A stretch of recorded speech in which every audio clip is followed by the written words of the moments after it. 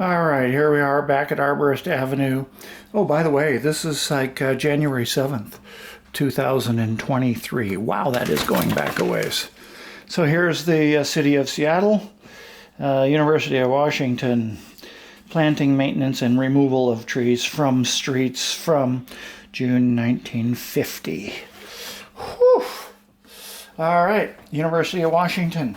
This was the project that I appealed, and there was Elm Hall, which was the world's city's largest American elm, and they put a building right next to it on two sides, and tore down some brick buildings to be able to do that. And I went through an appeal which resulted in the tree inventory of the entire university by Tree Solutions. Here's one, Trees for Oregon Communities. This is the Eastern Oregon edition, and this was Jim Flott had a lot to do with this. This one, I guess I was going to tell you what year that was.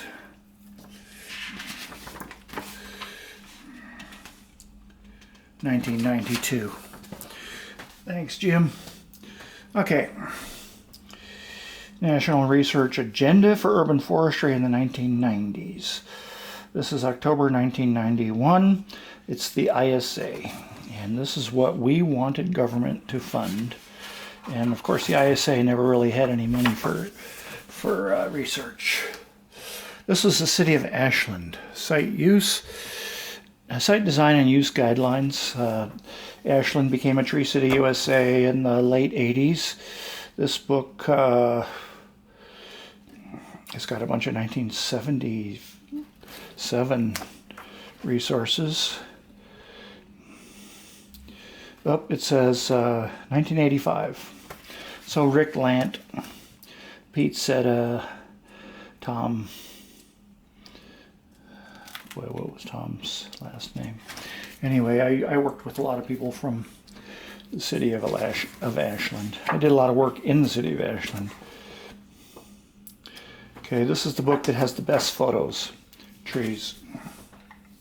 This is Portland General Electric. Can't remember who their arborist was.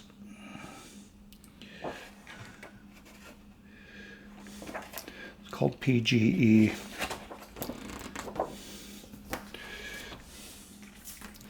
Sunset Bonsai book. Sunset Pruning book. Here is Forest Stewardship Education Calendar.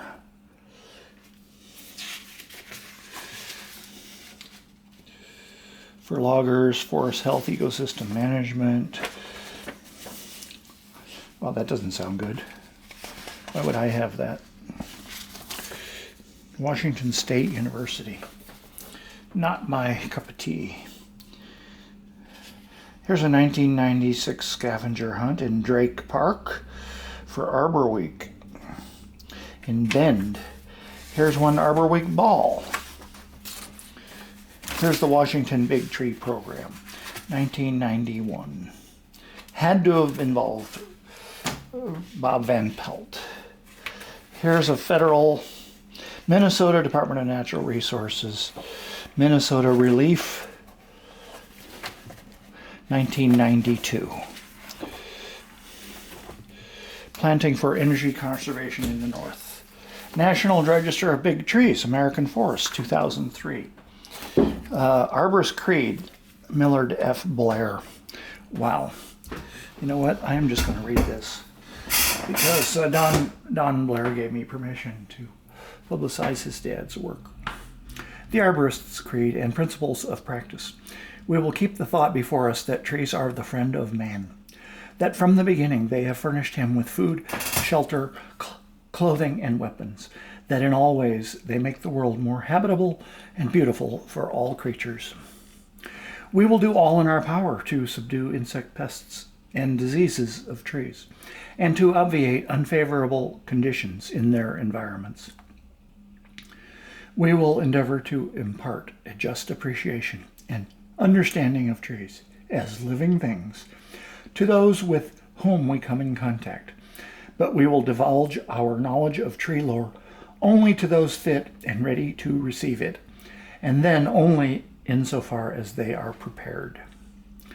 We will not treat a tree for pay if we are convinced that the tree is dying and we cannot save it. Neither will we leave a tree or branch that is a menace to life or property without disclosing the danger to all parties concerned and suggesting the means that would render it safe. We will not knowingly use injurious or useless materials or methods in filling, feeding, treating, or spraying trees or shrubbery, nor allow it to be done by others under our charge. We will perform all services pertaining to our profession to the best of our ability at the time we deem most suitable to gain the best results. Should we discover a tree with an incurable disease or an uncontrollable insect pest that may threaten surrounding trees, we will draw the attention of the proper persons to the condition so that the menace may be promptly checked. Likewise, if we observe the start of an epidemic of pests or disease, which we may check by private means, we will do so.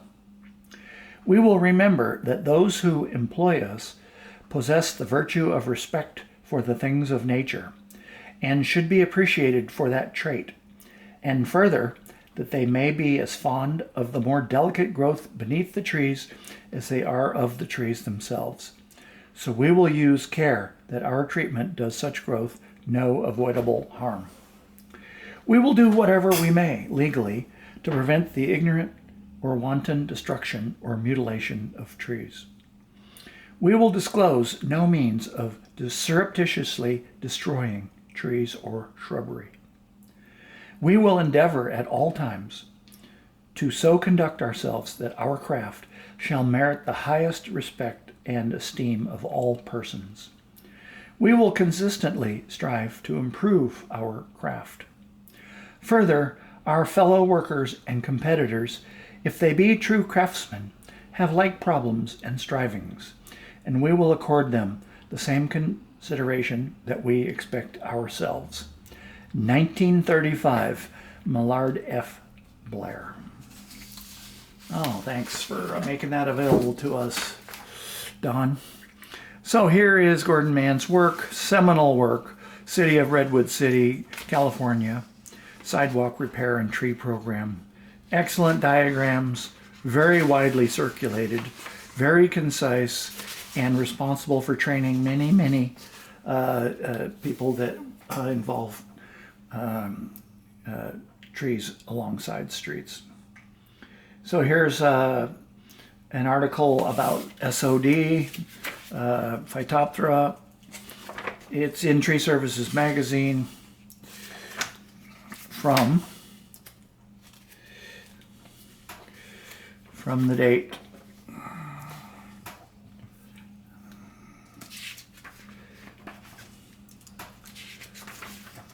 October 2008. 2004 Annual Report, National Urban and Community Forestry Advisory Council. Now, how come I can't get on this group? Somebody ought to nominate me. It's about time.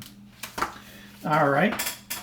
I got several more items here for you. Here is the 2007 New Tribe Catalog. This is a receipt from when I took my motorhome to. Oh no, this was the camping out at the Treehouse Conference out in Fall City, Washington.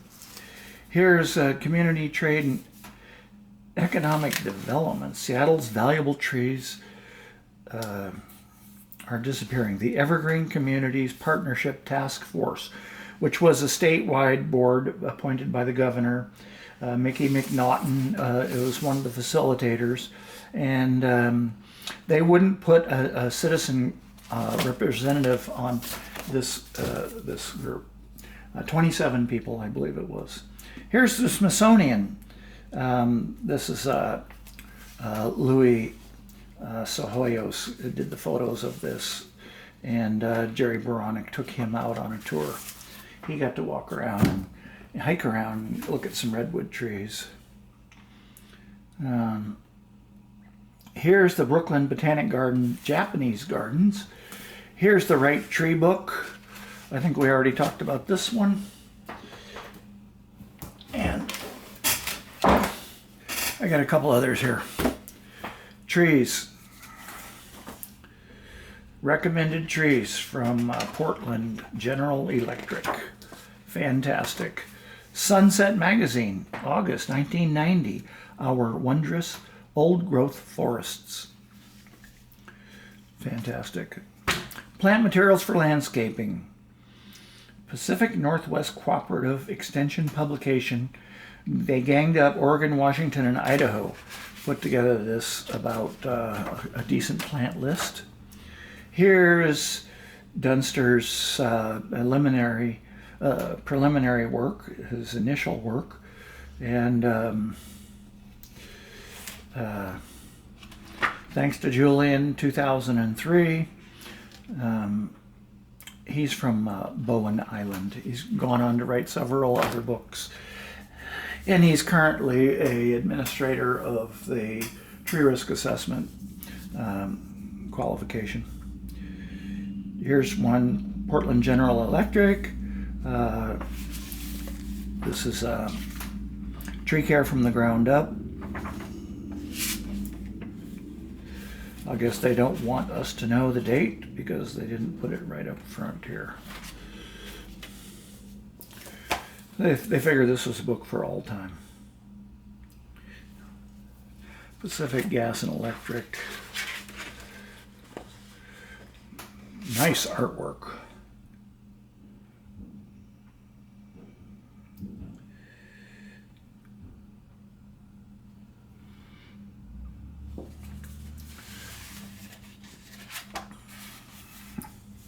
How Trees Grow. 1996 Northwest Forest Plan. Accomplishment Report. So the Northwest Forest Plan was Jack Ward Thomas's, I believe, and he was, I believe he was a faculty member from a university who got hired by the, he was a chief scientist and got hired to do the head of the Forest Service.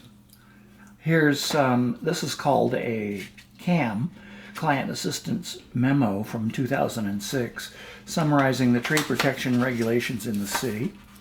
Here's the environmentally critical areas submittal requirements, CAM 331. Here's Blowdell Reserve. This is the garden that the Japanese garden portion was landscaped by Rich Haig, who's a landscape designer at the UW.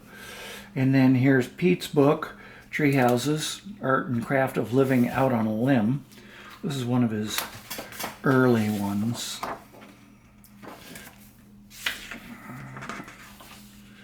This one says 1994, David Larkin. Really good photos.